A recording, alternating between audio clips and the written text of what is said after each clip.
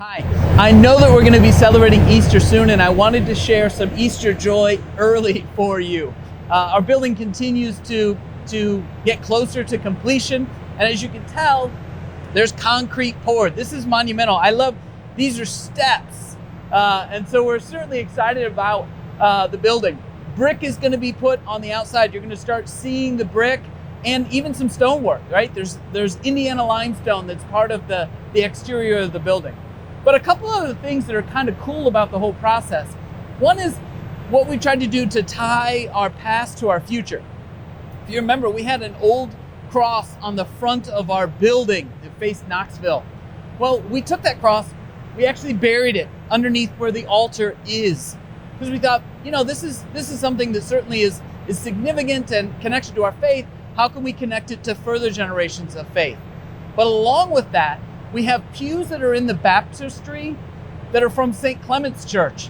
So for those of you who remember, right, they're cut down. They're actually pretty amazing. They're about 4 or 5 foot pews that people can use as they either just want to sit and rest or actually attend a baptism.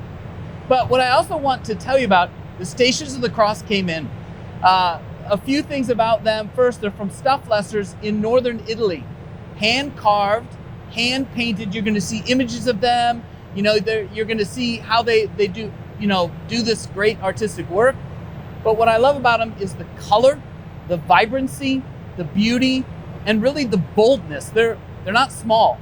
They're 40 inches tall by 30 inches wide, so that we can really experience and engage in our Lord's crucifixion. So with that, I want to show you some images and then share really how we can continue to move this project forward.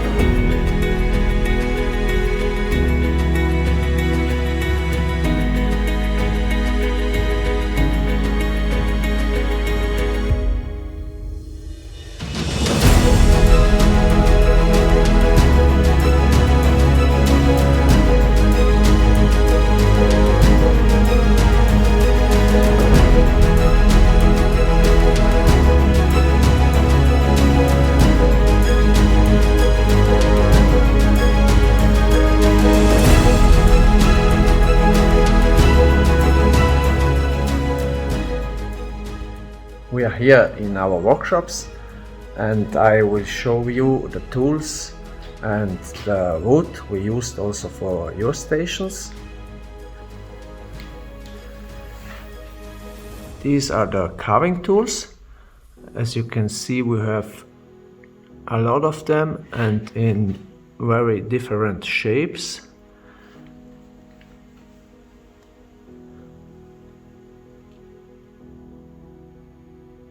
Some of them are very small, for example like this, and so we have the possibility to carve every desired detail.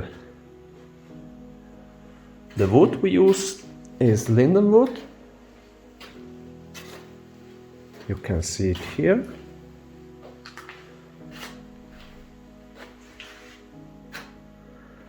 This is a Saint Joseph, but not finished yet. We will finish this statue in about 2 weeks.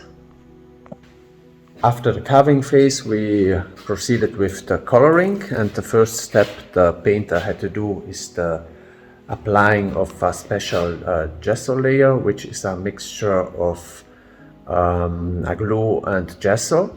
This is applied on the wood, and after this phase we could start with the real coloring phase, which is done with oil colors, high quality oil colors, and all is done by hand, as also the carving phase was done, so all by hand. You can see some statues which were painted with the same technique.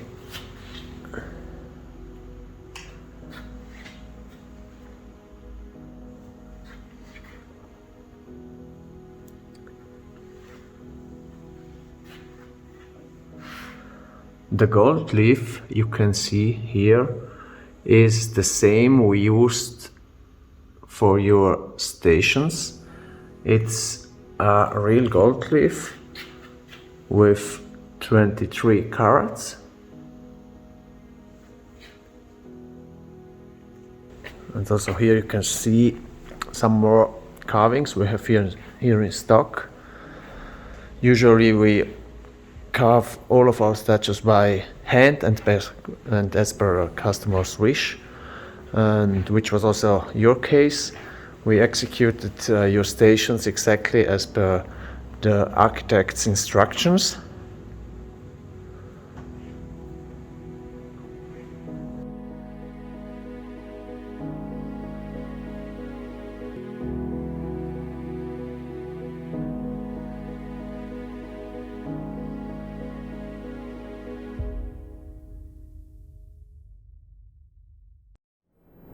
I do want to thank all those who have participated up until this point. We still expect to gain possession of the church in November, and we're still fundraising. We're down to around $200,000 that we're still trying to get, and we sent out letters to one-time givers, many of whom have been very generous, and we continue to do that. When we get to the point where we go over, we're already looking at two things that we're going to want to go for. One is landscaping right in front in that courtyard, and cartoons for the stained glass windows, which we're engaging and knowing that are going to be beautiful. Once again, know how grateful I am for your participation. Know that there'll be more videos as we show you exciting stuff like the altar, the pews, lots more to come.